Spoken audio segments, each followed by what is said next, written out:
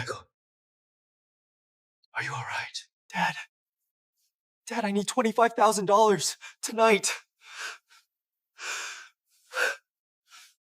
Please don't ask questions. Sarah's life depends on it.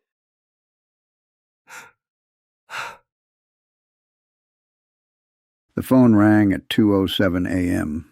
I remember the exact time because I'd been staring at the ceiling for hours, unable to sleep. At 62 years old, sleep doesn't come easy anymore. Not since Margaret passed. Not since the house became too quiet, too empty, too full of memories that echo through hallways where laughter once lived.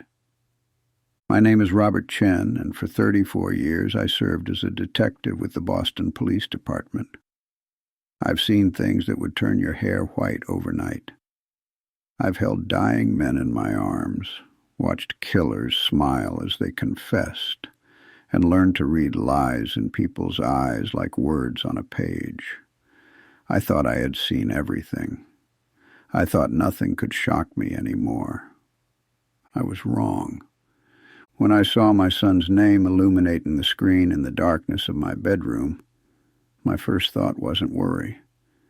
It was annoyance. Michael and I hadn't spoken in 3 weeks, not since our last argument about his wife, about Sarah. "Michael," I answered, my voice rough with almost sleep. "Do you know what time it is?" What I heard next will haunt me until the day I die. Dad, I need $25,000 tonight." His voice was different.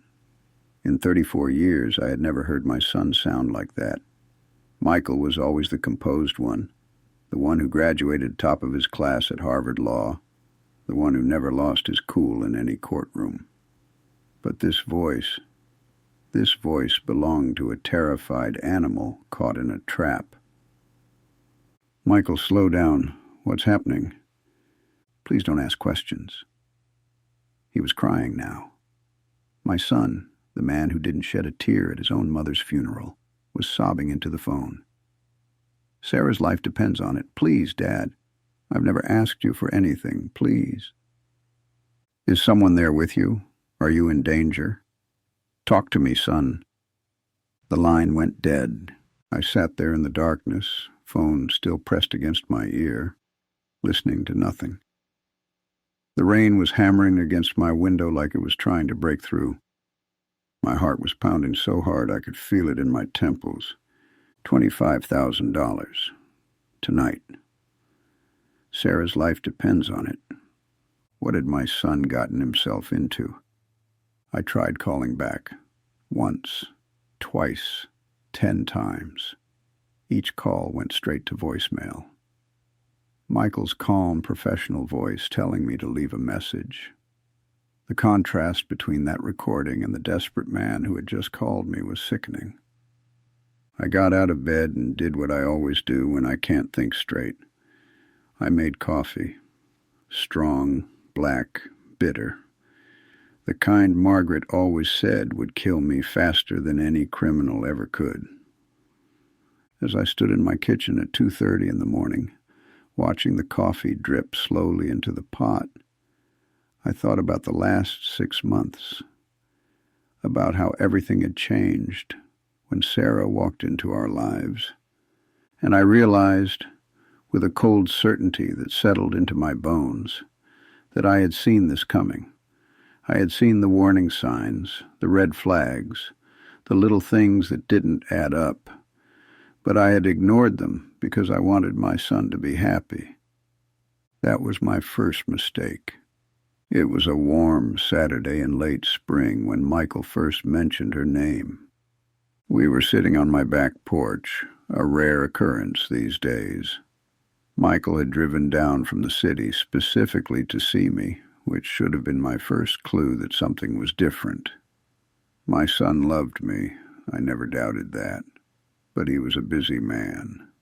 Senior associate at one of Boston's most prestigious law firms. 70-hour work weeks.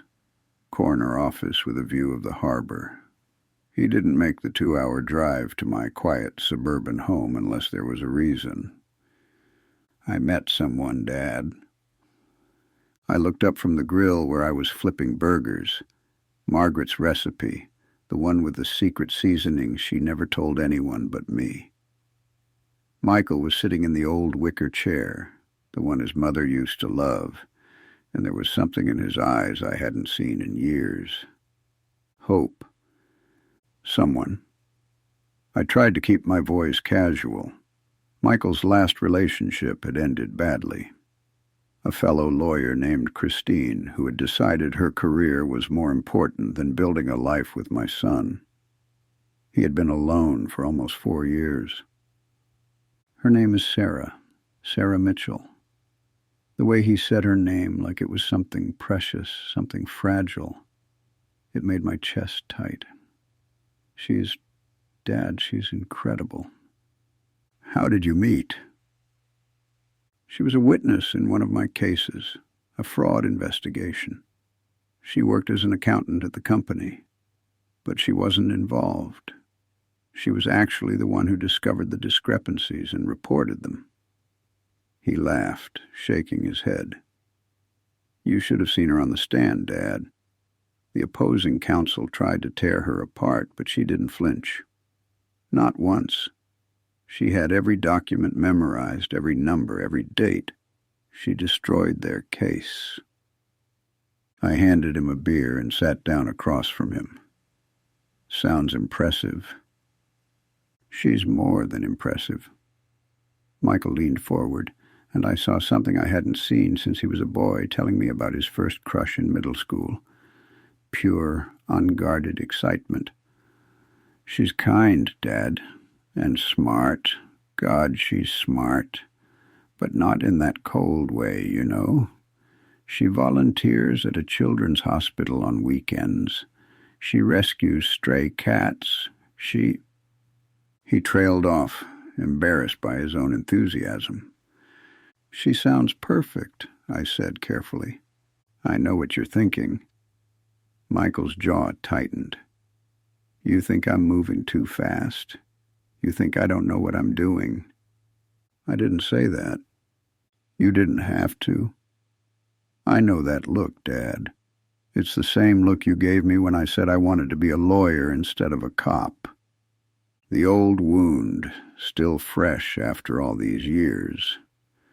When Michael chose law school over the police academy, it had felt like a rejection of everything I stood for. It took me too long to understand that he wanted to fight for justice in his own way, not mine. By the time I accepted it, the distance between us had already grown roots. I just want you to be careful, I said. That's all. I'm 34 years old, Dad. I think I know when something is real. He was right, of course. He was an adult, a successful one at that. Who was I to question his judgment? So I smiled and raised my beer. Then I'm happy for you, son. When do I get to meet her? How about next weekend? Sarah Mitchell arrived at my home on a Sunday afternoon, carrying a homemade apple pie and a smile that could light up a room. She was beautiful, I'll admit that freely. 31 years old, with honey blonde hair that fell in soft waves past her shoulders and eyes the color of sea glass. But it wasn't her beauty that struck me first. It was the way she looked at my son. I had interrogated hundreds of suspects over the course of my career. I had learned to read micro-expressions, to catch the tiny flickers of deception that most people miss.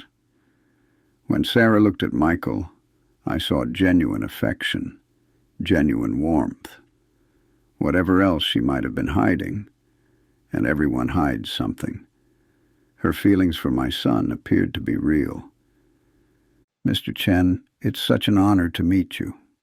She shook my hand firmly, making direct eye contact. Michael has told me so much about you. 34 years with the Boston Police Department. That's incredible. Call me Robert, I said. and it wasn't always incredible. Mostly it was paperwork and cold coffee. She laughed, and it was a good laugh. Honest. Michael warned me you were modest.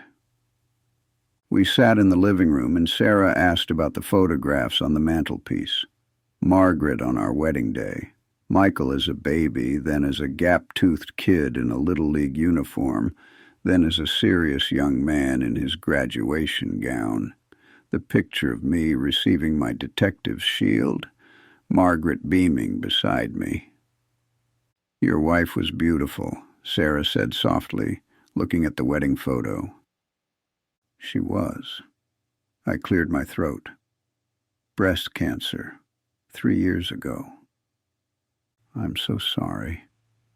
Sarah's hand found mine and squeezed gently. Michael told me she was an amazing woman. She was the best person I ever knew. There was a moment of silence, comfortable rather than awkward. Then Sarah smiled again and asked if she could see the garden. Margaret's garden, the one I had been struggling to maintain ever since she passed. I watched through the kitchen window as Sarah walked among the roses, Michael by her side. She seemed genuinely interested, asking questions, touching the petals gently. At one point, she spotted a damaged stem and showed Michael how to prune it properly. "She knows about gardening?" I asked when they came back inside. "I grew up on a farm," Sarah explained. "My parents had a small property in Vermont, apples mostly, and my mother loved roses." Had. I noticed the past tense immediately. Something flickered across Sarah's face, and there and gone in an instant. "They passed when I was 19, car accident." "I'm sorry. It was a long time ago." She smiled, but it didn't quite reach her eyes. "I've made peace with it." We had dinner together, grilled salmon, roasted vegetables, and Sarah's apple pie for dessert. The conversation flowed easily. Sarah asked about my cases, the ones I could talk about anyway, and I found myself enjoying her company despite my reservations. She was charming, intelligent, well-spoken. She seemed to genuinely care about my son's happiness, and yet there was something. A slight hesitation when I asked about her childhood. A moment where her eyes went distant when Michael mentioned meeting her friends. Small things, probably nothing. But I was a detective for 34 years, and my instincts were whispering that there were pieces of Sarah Mitchell's story that didn't quite fit. I ignored those instincts. That was my second mistake. Over the next 3 months, I watched my son transform. Michael had always been serious, driven. Even as a child, he approached everything with an intensity that worried Margaret. "He's going to burn himself out before he's 40, she used to say. "He doesn't know how to just be." But with Sarah, something shifted. Michael laughed more. He called me on Sunday evenings just to chat, something he hadn't done in years. He talked about taking vacations, actually taking them, not just talking about them. He mentioned wanting to learn how to cook, how to garden, how to do all the things he had put off in his relentless pursuit of professional success. "She's good for him," I admitted to my neighbor Betty one afternoon. Betty was 78 years old, a widow like me, and she had known our family for 30 years. "I've never seen him this happy." But Betty could read me like a book. But nothing. I shook my head. "I'm just a suspicious old man." "You're a retired detective, Robert. Suspicion is in your blood. What's bothering you?" I thought about it. What was bothering me? "She doesn't have any friends," I said finally. "At least none that I've seen. Michael says she keeps to herself. Prefers it that way. Some people are introverts. She says her parents died when she was 19, car accident in Vermont. But when I asked what town she grew up in, she hesitated, changed the subject. Maybe it's painful for her. Maybe. I stared at my coffee. And she's never mentioned any other family. No siblings, no aunts or uncles, no cousins, nobody. Some people don't have family, Robert. Everyone has someone. Betty patted my hand. You're overthinking this. The girl makes your son happy. That should be enough. She was right. Of course she was right. But 3 weeks later, something happened that made my instincts impossible to ignore. It was a Thursday evening, and I had driven up to Boston to have dinner with Michael and Sarah at their apartment. They were living together now, had been for about 2 months. Sarah had moved in after her lease ended, and Michael had been practically giddy about it. The apartment was beautiful, modern, expensive, floor-to-ceiling windows overlooking the harbor. Sarah had added touches here and there, fresh flowers on every surface, framed artwork on the walls, a cozy reading nook by the window. It felt like a home. After dinner, Michael got a work call and excused himself to his office. Sarah was in the kitchen, loading the dishwasher. I wandered around the living room looking at the photographs she had put up. Most of them were of Michael and Sarah together, at a restaurant, on a beach, at what looked like a friend's wedding. They looked happy in every single one. But there was one photograph that caught my attention. It was smaller than the others, tucked away on a bookshelf behind a decorative plant, almost hidden. It showed a younger Sarah, maybe 20, 21, standing in front of a modest house with white shutters. She was smiling, but it was a different smile than the one I had come to know. Harder, more guarded. And next to her, with his arm around her shoulders, was a man. He was tall, dark-haired, with sharp features and cold eyes. Even in a photograph, even with a smile on his face, there was something unsettling about him, something predatory. That was a long time ago. I turned. Sarah was standing in the doorway watching me. Her expression was calm, but I could see tension in the way she held her shoulders. "Who's the man?" I asked. "An old friend." She walked over and picked up the photograph, looking at it with an expression I couldn't read. "We lost touch years ago." "What was his name?" "Does it matter?" There was an edge to her voice now. "It was another life, Robert. I'm not that person anymore."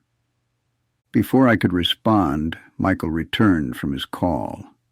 Sarah's face transformed instantly, the tension melting away, replaced by warmth and love. She put the photograph back on the shelf and went to embrace my son. But I had seen something in that moment, something that made my detective's instincts scream. Sarah had looked at that photograph the way someone looks at a ghost. 2 weeks later, Michael called me with news that shouldn't have surprised me, but did. "I asked her to marry me, Dad." I was sitting in my living room, the evening news playing quietly in the background. I muted the television. "That's fast, Michael." "I know." I could hear the smile in his voice. "But when you know, you know. Isn't that what Mom always said?" It was. Margaret had known she was going to marry me after our third date.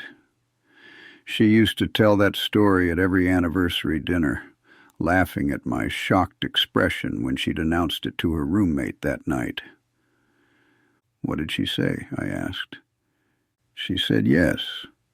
Michael's voice cracked slightly. She's going to be my wife, Dad.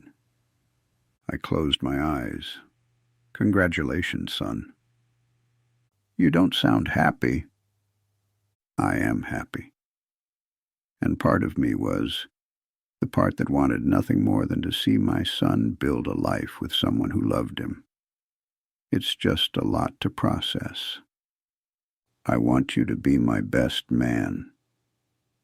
The words hit me harder than I expected. Michael and I had been distant for so long, orbiting each other like planets that had forgotten how to align. For him to ask me this, I would be honored, I said, and I meant it. The wedding will be in 4 months. Sarah wants something small, just close friends and family. We're thinking a little vineyard in Napa, maybe 30 people. That sounds beautiful. Will you come visit us this weekend, help us celebrate? Of course. After I hung up, I sat in silence for a long time. Margaret smiled at me from her photograph on the mantelpiece. I hope I'm wrong about her, I said to my dead wife. I hope I'm just a paranoid old fool. Margaret didn't answer. She never did any more. The vineyard in Napa was everything Sarah had dreamed of. Rolling hills covered in grapevines stretched toward the horizon, painted gold and crimson by the setting California sun. White chairs arranged in perfect rows on a manicured lawn. An arch covered in white roses and trailing ivy, framing the valley below like a postcard. 32 guests, close friends, colleagues from Michael's firm, a few relatives I hadn't seen in years. Sarah's side was noticeably sparse, just a handful of people she introduced as friends from work, and old college roommates, no family, not a single one. She told me she doesn't have anyone left, Michael had explained when I asked. Her parents are gone. She was an only child. It's just us now, Dad. We're her family. The ceremony was beautiful.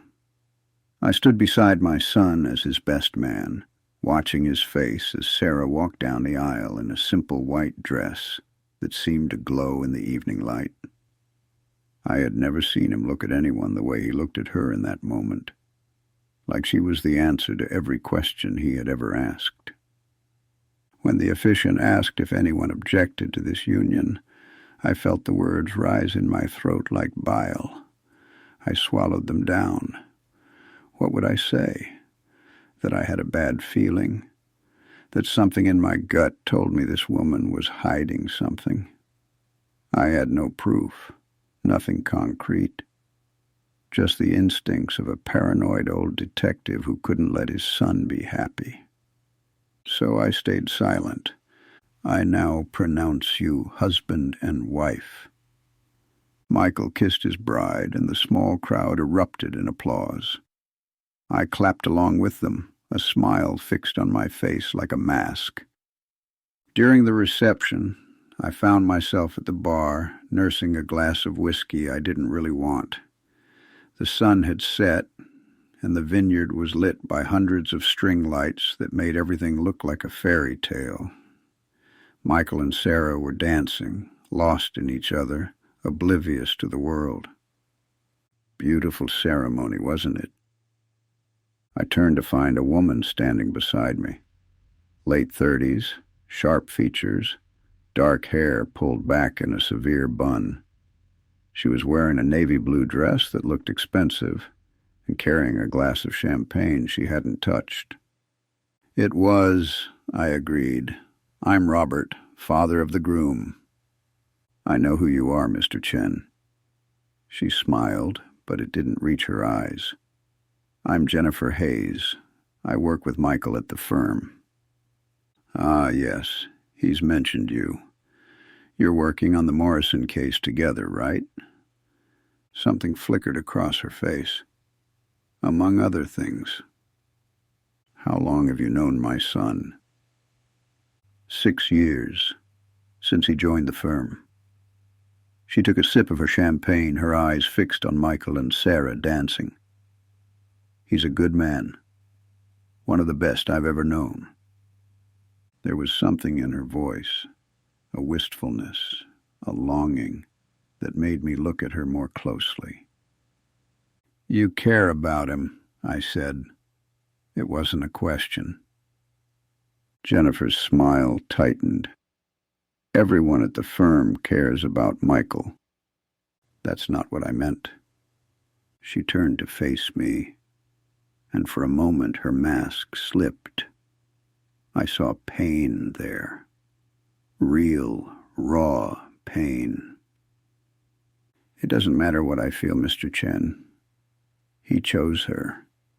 She nodded toward Sarah. I hope she deserves him." Before I could respond, she walked away, disappearing into the crowd of guests. I filed that conversation away in the back of my mind. Another piece of a puzzle I couldn't yet see. The first 3 months of their marriage seemed perfect. Michael called me every Sunday, his voice light and happy in a way I hadn't heard since he was a boy. He talked about cooking classes he and Sarah were taking together, about weekend trips to the coast, about how she had convinced him to finally take a real vacation.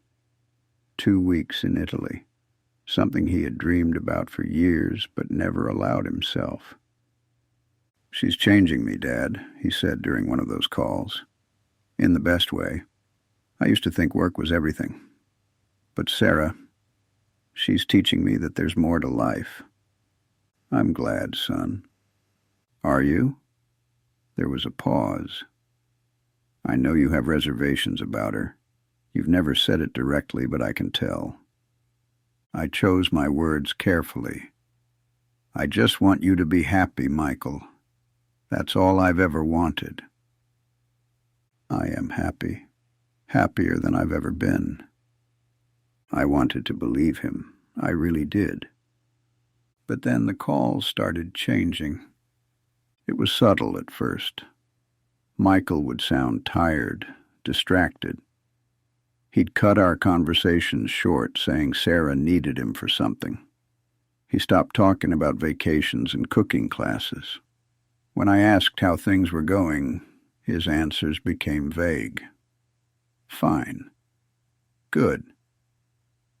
Busy with work." 4 months into the marriage, I decided to visit them unannounced. It was a Saturday afternoon. I had tried calling Michael 3 times that morning, but each call went to voicemail. Worried, I made the 2-hour drive to Boston. When I arrived at their apartment building, I noticed something strange. A black SUV was parked across the street, engine running. 2 men sat inside, watching the entrance. When they saw me approach the building, one of them raised a phone to his ear. Probably nothing, I told myself. Just my paranoid old mind. I took the elevator to the 12th floor and knocked on their door. Sarah answered. She looked different, thinner, paler.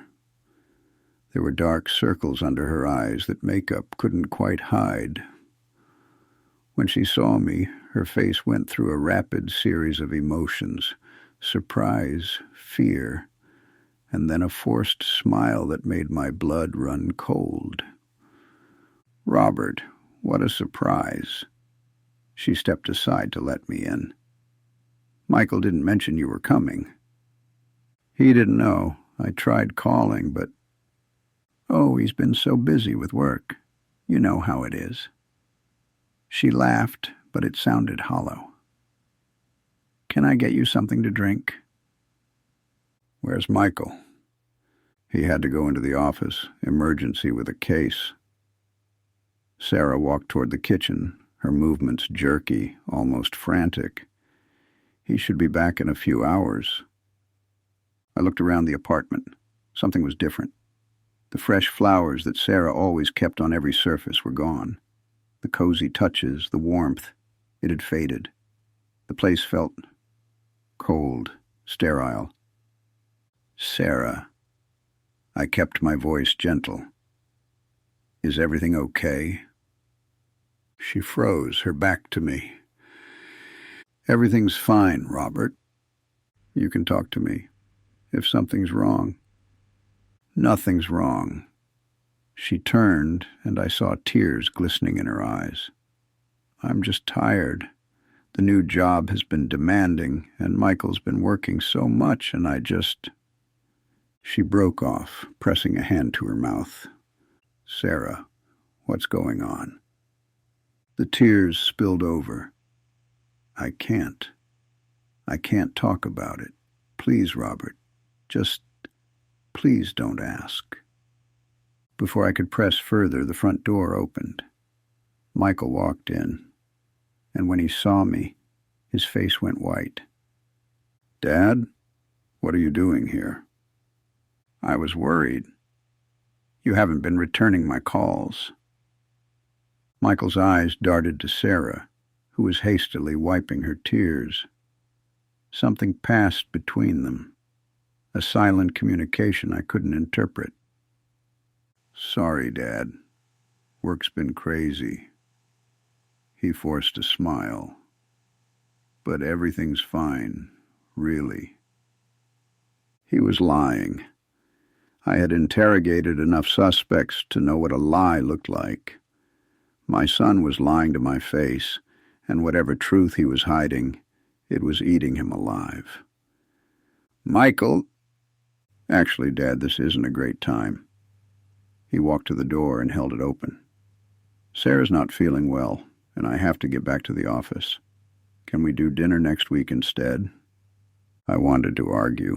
I wanted to demand answers. But the look in my son's eyes, desperate, pleading, stopped me. "Sure," I said. "Next week."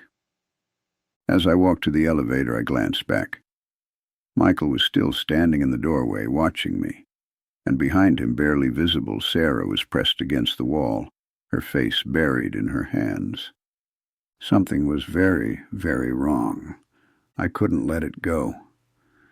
Back home that night, I did something I had promised myself I would never do. I started investigating my son's wife. Sarah Mitchell, born in Vermont, parents deceased, no siblings, former accountant, volunteer at a children's hospital, rescues stray cats. That was the story she had told us. But stories can be fabricated. Identities can be created. I still had contacts in the department, old friends who owed me favors, colleagues who respected what I had given to the job. I made some calls. "What are you looking for, Robert?" My old partner, Danny Kowalski, sounded concerned. "This isn't like you." "Just a background check, standard stuff." "On your daughter-in-law?" "Humor me, Danny." He sighed. "Fine, give me a few days." While I waited, I did my own digging. Social media searches, public records, anything I could find. Sarah Mitchell's digital footprint was remarkably small. No Facebook, no Instagram, no LinkedIn until 3 years ago, when she had created a profile listing her position at the accounting firm where she had met Michael. Before that, nothing. It was as if she hadn't existed. Her parents, Thomas and Elizabeth Mitchell, had indeed died in a car accident. I found the obituary in a Vermont newspaper, but when I dug deeper, trying to find records of Sarah's childhood, her school enrollment, anything that would confirm she was who she said she was, nothing. 3 days later, Danny called me back. "Robert, I don't know what your daughter-in-law is involved in, but you need to be careful." My hand tightened on the phone. "What did you find?" "Sarah Mitchell is clean. No criminal record, no warrants, nothing. But here's the thing. Her identity only goes back about 8 years. Before that, it's like she was a ghost. No tax records, no driver's license, no social security activity. Nothing. What does that mean? It means one of two things. Either she was living completely off the grid, or Sarah Mitchell isn't her real name. I felt the floor shift beneath me. There's something else, Danny continued. I ran her photo through our facial recognition database. Didn't get a match in our system, but the algorithm flagged a potential connection to a federal case. WITSEC. Witness protection. I can't confirm anything. You know how tight the feds are with that stuff. But Robert, if she is in the program, there's a reason. And whatever that reason is, it followed her. What do you mean? I mean someone else has been asking questions about Sarah Mitchell. Someone who isn't law enforcement. My contact at the FBI said they flagged unusual activity. Someone searching for a woman matching her description about 6 months ago. 6 months ago. Right around the time she met Michael. Danny, I need you to find out who was searching for her. Robert, this isn't our jurisdiction. If the feds are involved, my son could be in danger, please. A long pause. I'll see what I can do, but Robert, watch your back. If WITSEC is involved, that means someone dangerous wants to find your daughter-in-law, and if they've already found her. He didn't need to finish the sentence. 1 week later, I saw him. I had driven to Boston again, this time with a purpose. I parked across the street from Michael's apartment building and waited. I told myself I was protecting my son. The truth was, I was spying on him. For 2 hours, nothing happened. The morning turned to afternoon. I was about to give up when a black sedan pulled up to the curb. A man got out. I recognized him immediately, even though I had only seen him once, in that hidden photograph on Sarah's bookshelf. Tall, dark hair, now streaked with gray. Sharp features. Cold eyes. He stood on the sidewalk for a moment, looking up at the building. Then he pulled out his phone and made a call. I couldn't hear what he said, but I watched his face. There was something predatory in his expression, something hungry. When he finished the call, he smiled, a thin, cruel smile that made my skin crawl. Then he got back in his car and drove away. I wrote down his license plate. That night I called Danny again. I need you to run a plate for me. Robert, I'm already sticking my neck out for you. This is the guy, Danny, the one who's been searching for her. He was at Michael's building today. Silence. Then, give me the number. 20 minutes later, Danny called back. His voice was different now, tense. Robert, where are you right now? Home. Why? Lock your doors. Don't go anywhere. Danny, what's going on? That plate you gave me, it's registered to a rental company in New York. But the man who rented the car, his name is David Morrison. The name hit me like a physical blow. The Morrison case, Michael's case at the firm. Robert, David Morrison isn't just some random guy. He's connected to the Marchetti crime family out of New York. Loan sharking, extortion, money laundering. The feds have been trying to nail him for years, but can't make anything stick. He's dangerous, Robert. The kind of dangerous that makes bodies disappear. What does he want with Sarah? I don't know. But whatever it is, your son is caught in the middle of it. I thought about Michael's face when he had asked me to leave the apartment. The fear in his eyes. The desperation. I need to talk to Michael. Robert, listen to me. If Morrison is involved, you need to let the professionals handle this. Contact the FBI. Tell them what you know. He's my son, Danny. And he'll still be your son if you let the feds help.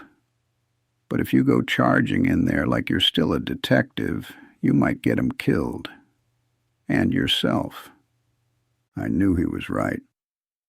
I knew I should call the FBI, hand over everything I had found, and trust the system to protect my family. But I also knew something Danny didn't. I knew what it felt like to lose someone you loved. I had already lost Margaret. I would not lose my son. I drove to Boston the next morning. This time I didn't call ahead. I didn't park across the street. I went straight to Michael's apartment building, took the elevator to the 12th floor, and pounded on the door until my son opened it. "Dad, what the hell?" "David Morrison." Michael's face went pale. For a moment, I thought he might collapse. "Inside," I said, pushing past him. "Now." Sarah was sitting on the couch, her hands wrapped around a cup of tea that had gone cold. When she saw me, she didn't look surprised. She looked resigned, like a woman who had been waiting for this moment and dreading it in equal measure. "Tell me everything," I said. "No more lies, no more evasions. I want the truth." Michael started to speak, but Sarah raised her hand. "He deserves to know." Her voice was steady, but I could see her hands trembling. "Robert, please, sit down." I sat. Sarah took a deep breath, and then she told me everything. "My real name isn't Sarah Mitchell. It's Elena Marchetti." The name hit me like ice water. Marchetti, as in the Marchetti crime family. Yes. She looked down at her hands. "My father was Vincent Marchetti. He ran the family's operations in New York for almost 20 years. Michael moved to sit beside her, taking her hand. His face was a mask of pain, but not surprise. He already knew. "I grew up in that world, Robert. I didn't choose it.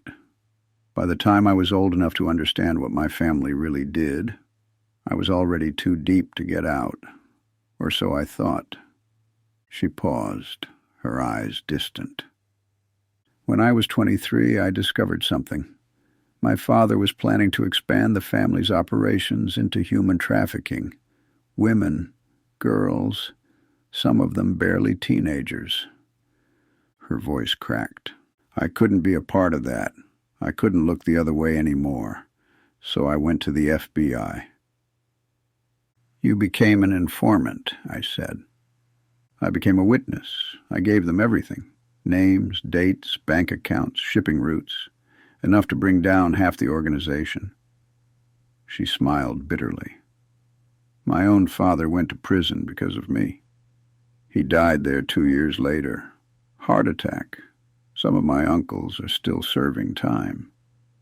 And the family. They know it was me. They've been hunting me ever since. The FBI put me in witness protection, gave me a new identity. Sarah Mitchell, Vermont backstory, dead parents, no family." "David Morrison," I said. "He's looking for you." Sarah's face went even paler. "David was my father's right hand, his enforcer. We grew up together. He was like a brother to me. But when I betrayed the family, David took it personally. He's been searching for me for 8 years. And he found you." "Yes." A tear slipped down her cheek. "A few weeks ago I saw him outside my office. I thought I was imagining things, but then I saw him again near our apartment. He knows where I am, Robert. He knows, and he's just waiting." "Waiting for what?" "I don't know. That's what terrifies me." She gripped Michael's hand tighter. If he wanted me dead, I would already be dead. David doesn't hesitate. So why is he waiting? I looked at my son. How long have you known about this? Since before the wedding. Michael's voice was barely a whisper. She told me everything. I didn't care, Dad. I loved her. I still love her. You married a woman in witness protection knowing a crime family was hunting her, and you didn't think to tell me? What would you have done? Michael's eyes flashed. Tried to stop the wedding? Called your cop friends? She's my wife, Dad. I made a choice to stand by her. And now you're both in danger. We were going to disappear. Sarah's voice was flat. Michael was going to leave the firm. We had it all planned. New identities, new city, new life. But then David showed up and we couldn't run fast enough. The pieces were starting to come together, but there were still gaps. The Morrison case, I said slowly. Michael's case at the firm. Is that a coincidence? Michael shook his head. I don't think so.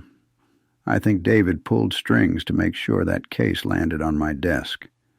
I think he wanted me to see his name, to know that he was close. He's playing with you. He's playing with both of us.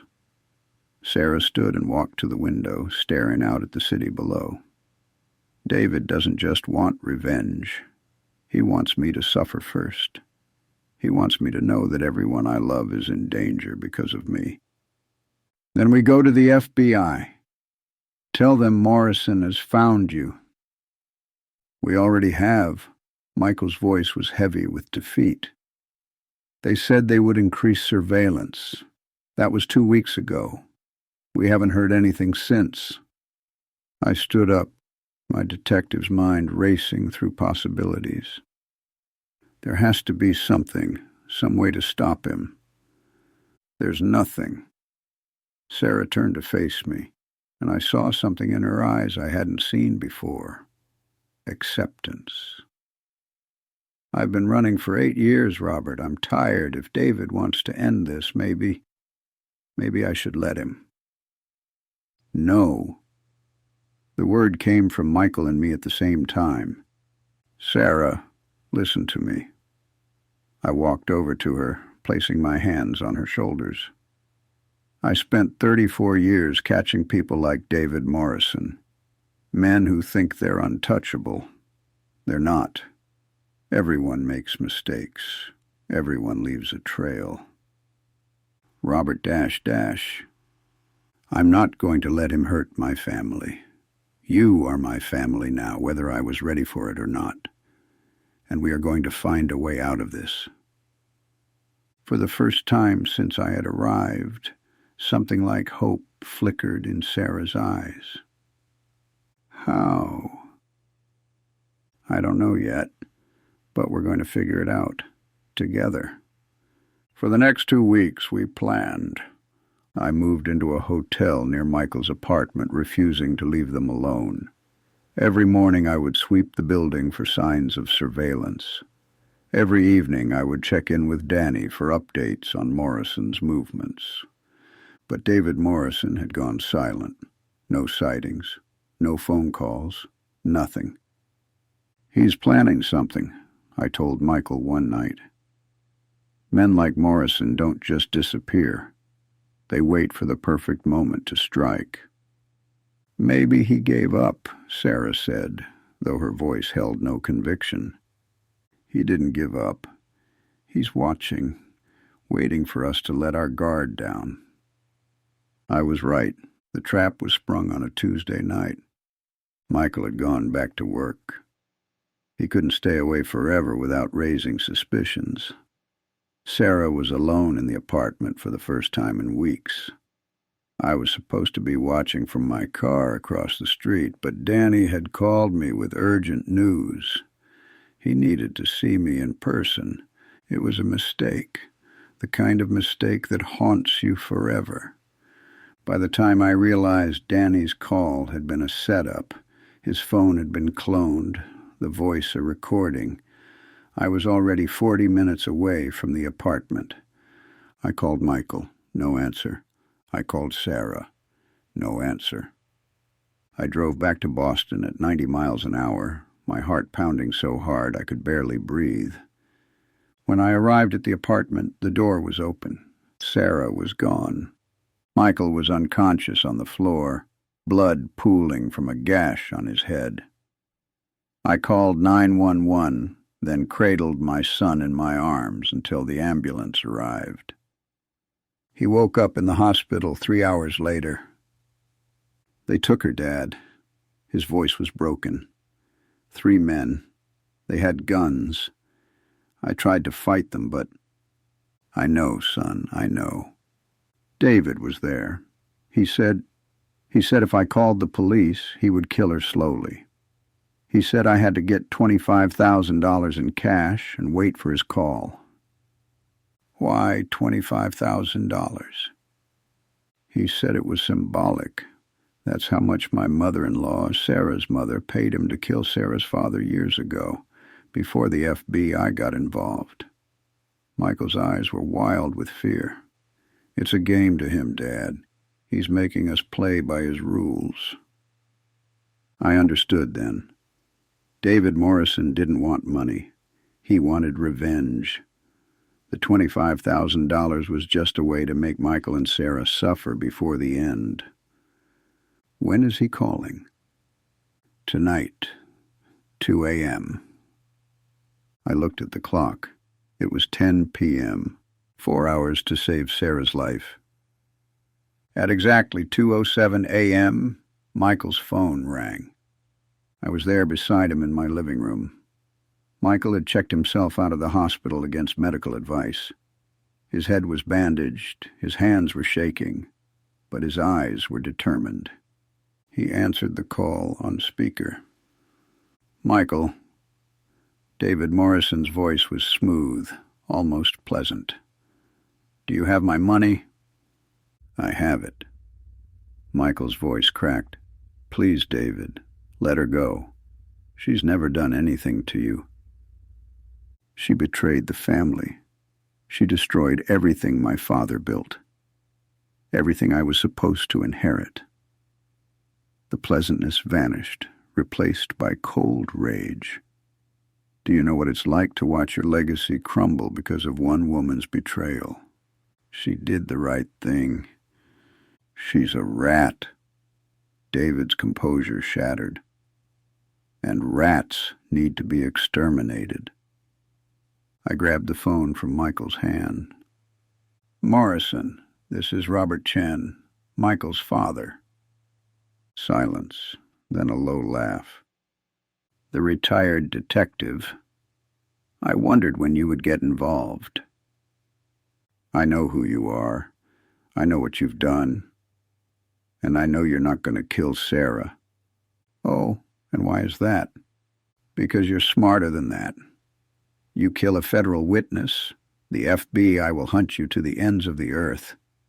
Your family is already decimated. You can't afford that kind of heat. Maybe I don't care anymore. You care. Men like you always care about survival. Another pause. When David spoke again, his voice was thoughtful. What are you proposing, detective? A trade. You want revenge on the Marchetti family? I can give you something better than Sarah. I can give you the names of the FBI agents who handled her case. The ones who really brought down your family. Michael stared at me in horror. I held up a hand, signaling him to stay quiet. You're bluffing, David said. I spent 34 years in law enforcement. I have contacts you can't even imagine. One phone call, and I can get you the names, addresses, and daily routines of everyone involved in the Marchetti takedown. And why would you do that? Because Sarah is my daughter-in-law, and I will do anything to protect my family. Silence stretched for an eternity. Interesting. David's voice had changed. There was respect in it now, grudging but real. You know, Detective, I almost believe you. Believe me. Let Sarah go, and I'll give you what you really want. No, my heart sank. But, David continued, I'm willing to make a different deal. Bring the money to Warehouse 17 at the Boston docks. Come alone. If I see police, if I see FBI, if I see anyone except you, Elena dies screaming. Understand? I understand. 1 hour, Detective. Don't be late. The line went dead. I told Michael to stay behind. He refused. She's my wife, Dad. I'm coming. If Morrison sees you, he'll kill her. Then I'll stay hidden. But I'm not letting you go alone. We drove to the docks in silence. The night was cold, fog rolling in from the harbor. The warehouse district was deserted. Rows of abandoned buildings, rusted shipping containers, the skeleton of an industry that had moved elsewhere. Warehouse 17 sat at the end of a long pier. A single light burned above the entrance. Stay in the car, I told Michael. No matter what you hear, no matter what happens, you stay here until I come back. Dad, promise me. His jaw tightened. I promise. I walked toward the warehouse, the bag of cash in my hand. My old service weapon, the one I had kept after retirement, telling myself it was just for protection, was tucked into the back of my waistband. The door creaked open at my touch. Inside, the warehouse was vast and empty, filled with shadows. A single spotlight illuminated the center of the space, where Sarah sat tied to a chair. Her face was bruised, her lips split, but her eyes were defiant. Elena. David Morrison stepped out of the shadows, a gun in his hand. Your father-in-law has come to save you. Isn't that touching? 2 more men emerged behind him, both armed. I brought your money, I said, holding up the bag. Now let her go. Put it down. Kick it over. I did as he asked. David picked up the bag, glanced inside, then tossed it aside. You know, Detective, I never cared about the money. This was never about money. Then what is it about? Justice. He walked over to Sarah, pressing the barrel of his gun against her temple. My father trusted her. I trusted her.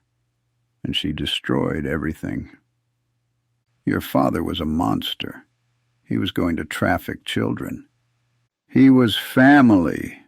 David's composure cracked again. Family protects family. That's the only rule that matters. And she broke it. So, you're going to kill her? And then what? Spend the rest of your life running from the FBI? I'm already running, Detective. I've been running for 8 years. At least this way, I'll have peace. His finger tightened on the trigger. Wait. Sarah's voice cut through the tension. David, look at me. Slowly, David turned his gaze to her. I'm sorry. He laughed. Sorry? You think sorry fixes anything? No, but I need you to know that I never wanted to hurt you. You were like a brother to me, David. When I made that choice, I knew I was losing you, and I've carried that grief every single day. For a moment, just a moment, I saw something flicker in David's eyes, something human. Then it was gone. Goodbye, Elena. The gunshot echoed through the warehouse like thunder, but it wasn't David's gun that fired. David Morrison stumbled forward, a look of surprise on his face. Behind him, Jennifer Hayes stood in the shadows, a smoking pistol in her hand. Jennifer? The word came from my mouth before I could stop it. She stepped into the light, her face cold and expressionless. "Hello, Robert." "What are you—" "I've been watching your family for months, Detective, waiting for the right moment." She kept her gun trained on David, who had fallen to his knees, clutching his shoulder. "I knew Morrison would eventually make his move. I just had to be patient." David's men raised their weapons, but Jennifer was faster. 2 more shots. 2 bodies hit the floor. "Who are you?" Sarah's voice was trembling. Jennifer smiled, but there was no warmth in it. "I'm the woman who's been in love with your husband for 6 years. The woman who watched him throw his life away for a federal witness with a death sentence hanging over her head." She walked towards Sarah, her gun now aimed at her chest. "I tried to warn him. I tried to make him see that you would only bring him pain, but he wouldn't listen. He was so blinded by love that he couldn't see the danger right in front of him." "Jennifer, put the gun down." I stepped forward, my hand moving toward my own weapon. "Don't." She didn't even look at me. "I've already killed 3 people tonight. 1 more won't matter. If you loved Michael, you wouldn't do this. That's exactly why I'm doing this." Her voice cracked. "With her gone, he'll finally be free. He can have a normal life. We can have a normal life. He'll never forgive you. He'll never know." She turned to me, and I saw tears streaming down her face. "I'll make it look like Morrison killed her. You're the only witness, Detective. And I'm sorry, but you'll have to go too." She raised her gun toward me. "No." Michael's voice came from the entrance. He was running toward us, his face twisted in anguish. "Michael, stay back!" But my son had never been good at following orders. Jennifer's attention shifted for just a moment. That moment was all I needed. I drew my weapon and fired. The bullet caught Jennifer in the chest. She looked down at the spreading stain of red with something like surprise, then collapsed. Michael reached Sarah, frantically untying her bonds. I walked over to Jennifer, kicking her gun away. She was still breathing, but barely. "I loved him," she whispered, blood bubbling at her lips. "I just wanted him to love me back."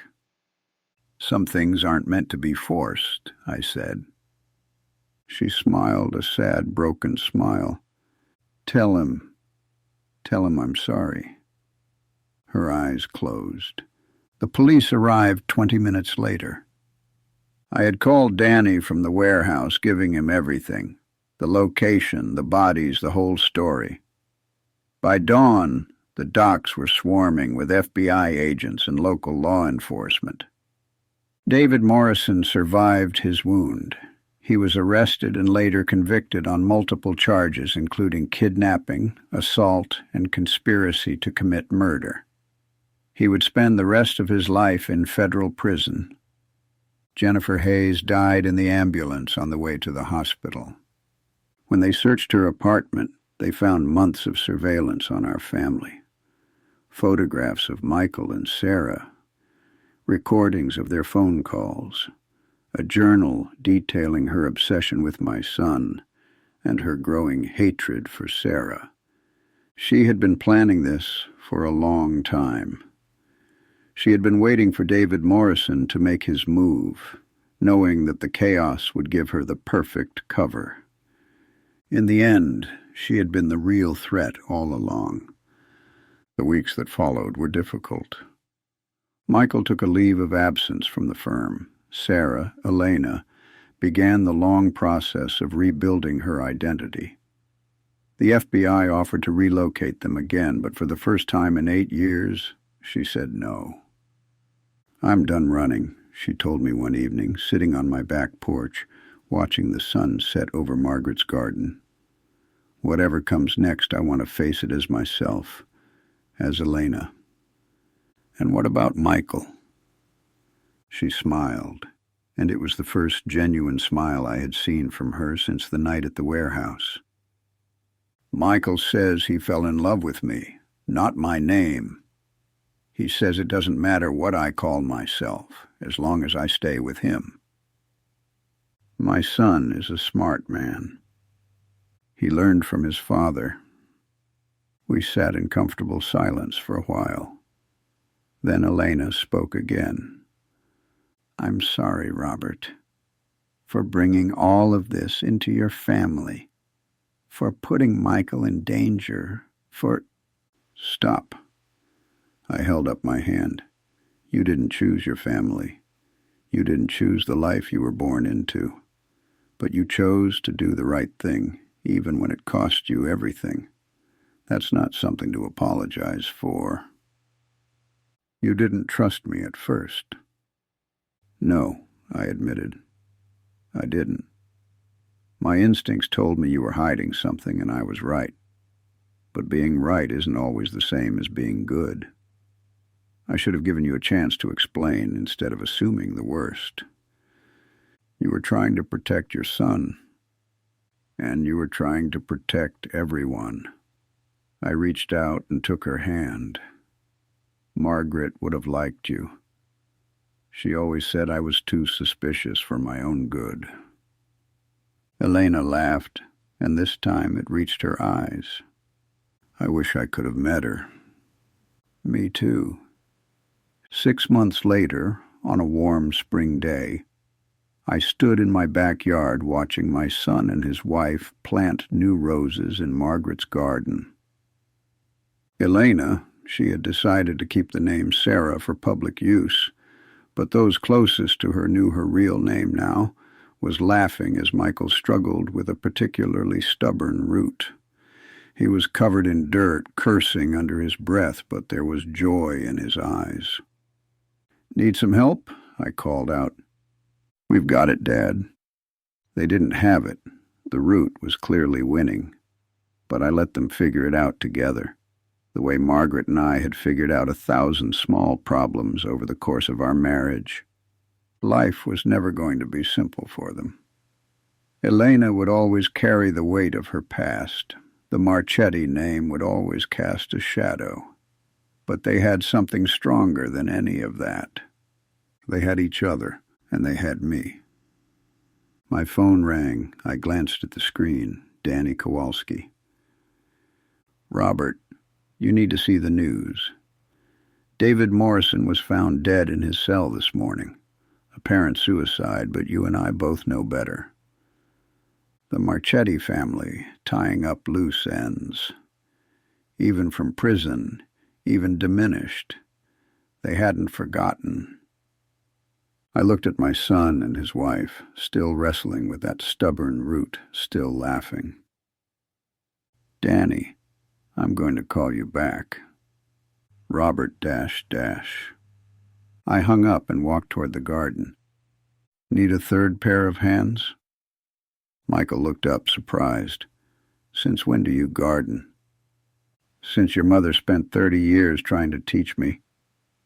I knelt down beside them, feeling the cool soil between my fingers. I think it's time I finally learned. Elena smiled at me, and in that smile I saw everything. The pain of her past, the uncertainty of her future, and the gratitude for this moment of peace. Margaret's roses, she said softly. They're beautiful. They were her pride and joy. I touched one of the blooms gently. She always said that roses need 3 things to thrive: good soil, plenty of sunlight, and someone who believes in them. I looked at my son and his wife. I believe in you both. Michael's eyes glistened. Dad. Now come on. I grabbed the stubborn root with both hands.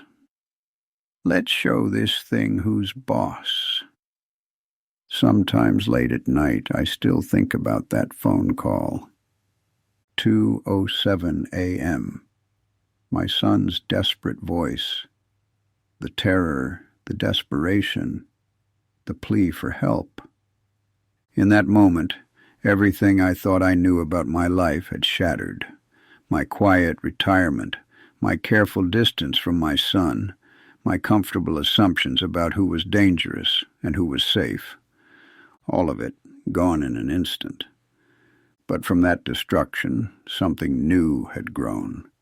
A relationship with my son that was stronger than it had ever been. A daughter-in-law I had learned to love and respect. A purpose that extended beyond my own grief and isolation.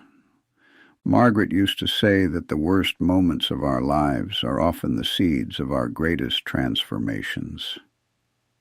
I never understood what she meant until now. My name is Robert Chen. I spent 34 years as a detective searching for truth in a world full of lies. But the most important truth I ever discovered wasn't in any case file or interrogation room.